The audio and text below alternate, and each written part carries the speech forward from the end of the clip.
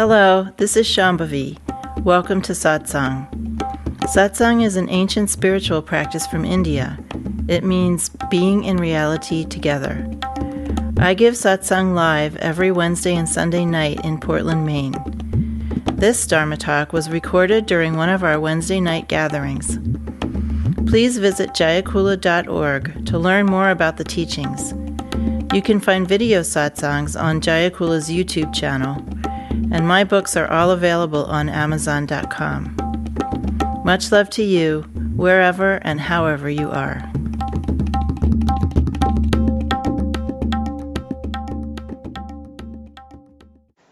There was this fellow, Longchenpa, who was a Dzogchen master, and he said, in advice that he wrote to his students, make only short-term plans. And to that we could add, be prepared to change them at any moment.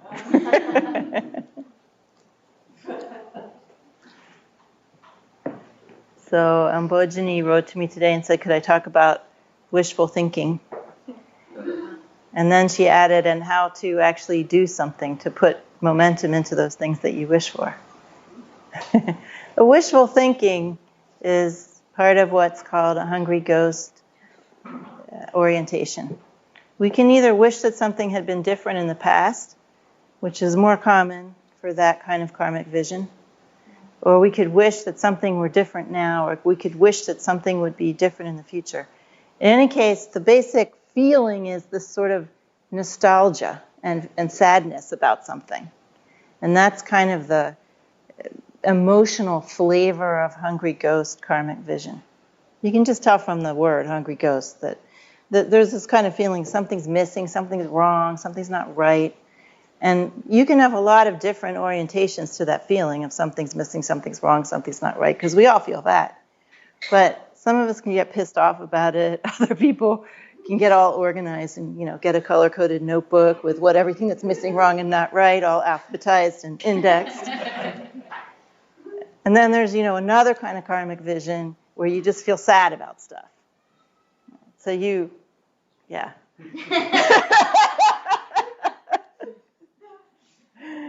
So you either think, why didn't I do X, Y, Z in the past? Or why did that person not love me? Or how come this didn't happen? Or I never got what I needed? Or then you think, I'm never going to get what I need. And I'm never going to be loved. I'm never going to have the life I want. And then you're like living in a state of constant mourning for stuff. It could be past, present, or future. It doesn't matter. But the idea is that your karmic vision or your projections perpetuates this state of either low-level or high-level constant mourning about something or bemoaning something. The thing about those realm visions is they have specific fantasies that they indulge in order to perpetuate specific emotional states.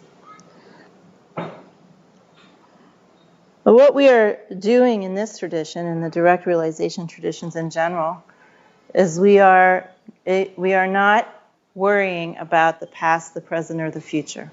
This is what Longchenpa's advice had to do with make only short-term plans. So we don't think, I wish this, I wish that, I wish the other, and maybe I'll write to my spiritual teacher and find out how I can get everything that I'm wishing for. Because a lot of the stuff that we're wishing for is just another product of some karmic vision, first of all. And second of all, and more importantly, in this kind of tradition, what we're trying to do is be immersed in presence. So we have the past, gone. We have the present, already gone. We have the future, totally wide open. What we have, where our real solid refuge is in presence, not in past, present, or future. So we want to be in what is called, in our tradition, the supreme moment, or flowing presence, what is called in Dzogchen instant presence. And that means that you are, first of all, recognizing the livingness of everything, that aliveness and awareness of everything, and you are being aware of that, you are integrating your awareness with that, you are kind of pouring yourself into that. You are relating to that. There's a million different ways you could describe this. But when you are either thinking about past, present, or future, you're in a state of fantasy projection. There's no way around it. You always are. When you are relating to presence, the living presence of everything, then you are being in a state of receptivity and communication and really getting what's actually happening and feeling with all of your senses what is going on in that instant presence or flowing presence. And then what happens? You respond, right? So maybe you have a plan, or you have something you want. You can consult with this presence, inside or outside, it doesn't matter, to get a feeling for whether it's the right time to move on that plan or whether you should never move on that plan or how to move forward. You can really only fruitfully kind of think of a couple of steps ahead, or really just the only fruitful question is, what should I do next? Or how should I move next? You might have a grand plan, and maybe it'll happen and maybe it'll won't. But whatever it is, it's made up of a series of small movements, and you consult with presence, with wisdom is really what we're talking about, living wisdom. You consult with that, you feel that, you look into it, you try to grok what it's saying to you, what your own wisdom is saying, and you make your next move based on that. And then you look around and see, because now there's a new situation. And then you have to consult again, little steps. This is how everything actually works.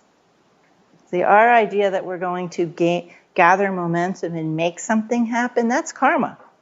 Karma is momentum of established patterns moving through linear time, or the experience of linear time. So we don't want to make more of that. That's what's keeping us bound. What we want to be able to do is consult this livingness. We want to be able to read it, feel it, consult it. It's like the best analogy in ordinary life that I can think of is swimming, and particularly swimming in the ocean. You can't stand on the shore and think, I'm going to go body surfing on a wave and it will look like this and this will be my trajectory and then I will end up on this part of the beach at the end of the journey. You cannot do that, and everybody knows that you cannot do that, right? I mean, surfers, what do? They hang out waiting for that big wave. Well, in a sense, that's what we have to do. While they're waiting, they paddle around, they follow the currents, they avoid some catastrophes of other waves, they enjoy some other little things that happen. This is exactly what we are doing. So your life is just like that. Being in an ocean, you're swimming, you have to feel the currents. You have to feel the temperature. You have to feel what's happening around you. And then you decide how to move in that ocean, once you have felt everything. We know, who here body surfs? Some of you, not that many. You got to get into it, it's fun. So when you body surf, it's like a conversation between you and the wave, right? You have to dive into that wave at the right moment. If you dive just a second too soon or a second too late, either nothing's going to happen, you're just going to be left there while the wave is gone, or you're just going to get tumbled around, or it's going to be a very short ride and then it'll dump you, or something like that, right? It's exactly like that when we're working with presence instead of our own karmic vision. You're just being here, being with that ocean of consciousness and energy in whatever way you can, trying to feel for the direction that feels the right way to go. And it may get you where you thought you were going to go, or it might get you someplace entirely different. One of the hallmarks of doing this, of living this way, is that, first of all, it's like almost worry-free. Because you're not really worried about whether your plan's going to work out or not. You simply don't know. Right? You don't even necessarily know what your plan is. You're just taking that next step based on your read, your sort of full sensory mind read of your current situation. So it's kind of worry-free, because if you don't have a long-term plan, you can't fail.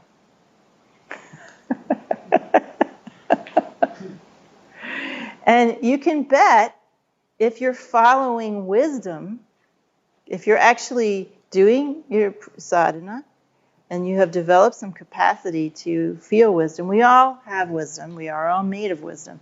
But our capacity to actually access that is usually takes some development. And even after we've developed it, even more than that, we have to have the courage to follow it. That takes a lot, to have the courage to follow it. Lots of people know exactly what they should do, but they don't have the courage to do that, because they're so caught up in conventional mind about how their life should look, or what other people are going to think, or whether it might fail or not, something like that. These are all big concerns people have.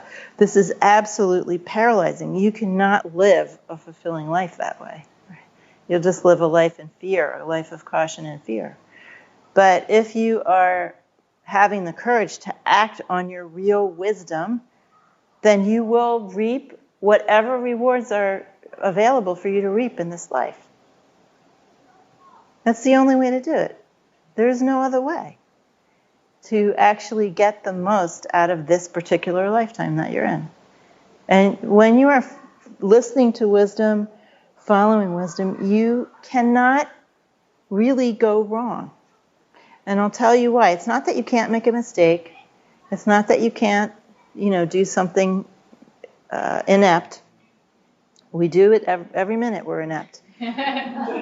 But if you have that sincerity and courage and honesty that you're really trying to follow wisdom, then you will be responded to in kind, no matter what, even if you do something in an inept way. If it's sincere and courageous, and you really tried your best to follow wisdom, then you will still get the benefit of that situation, without a doubt. And it's not always going to look like something like positive, It'll just be the best possible thing that presence could bring you in that moment.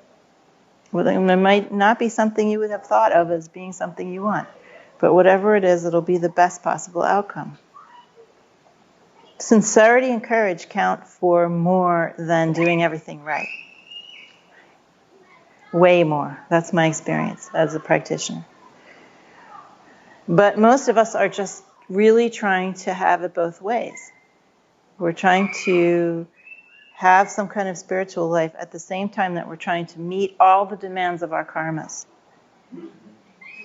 It simply doesn't work that way. At some point, you have to get off the karmic treadmill and just say, okay, I'm following wisdom now. Sometimes I have no idea what I'm doing. I'm just following. I don't know where it's going.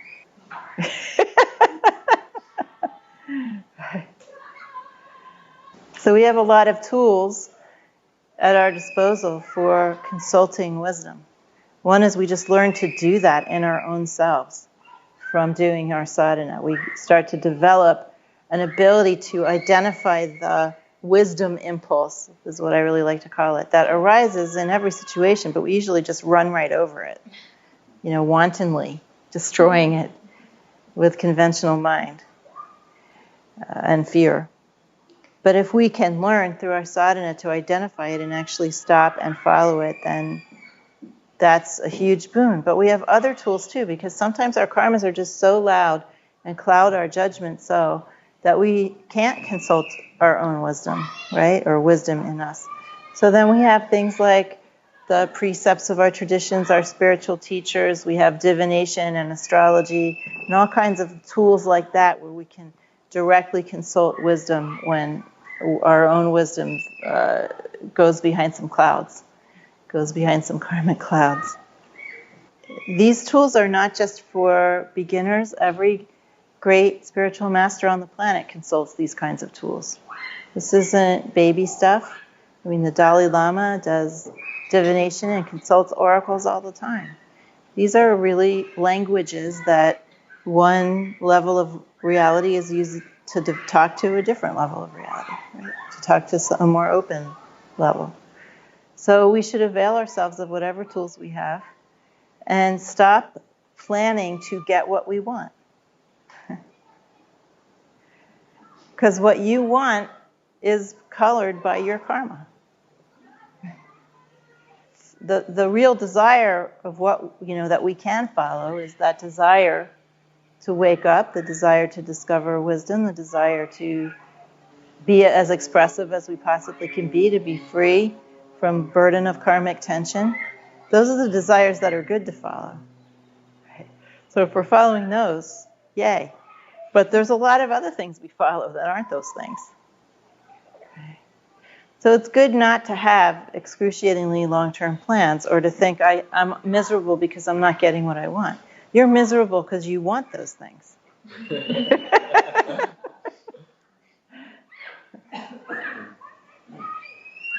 The best thing you can do is be interested in your current situation rather than your future or your past. To have curiosity in what's happening in this moment of presence and how can I relate myself to that? How can I simply rest in that? And when we do that, it's almost a neutral position, even when we're taking action. So when we're actually being in instant presence, when we're being in flowing presence, when we're integrating our awareness with that, we are not being aggressive in trying to get what we want. We may be taking very definite action, but it's not aggression. It's more like dancing with a wave. And so there's this tremendous neutrality almost, where all of your aggressive and defensive tendrils that are constantly seeking, going out there, are kind of withdrawn, and you're just there in that ocean and responding. So it's really a more dance-like thing that is responsive and receptive rather than aggressive and defensive. This is the real meaning of leave no footprint. This is what in the traditions of direct realization they call being invisible, where you can walk through a crowd of people and no one will see you because you're so quiet inside. You're not grasping at anything. You have no attachments. And so even though you're there physically, you can walk in a crowd and no one will remember that you did that. Because you're creating so little energetic disturbance of like the water in the water.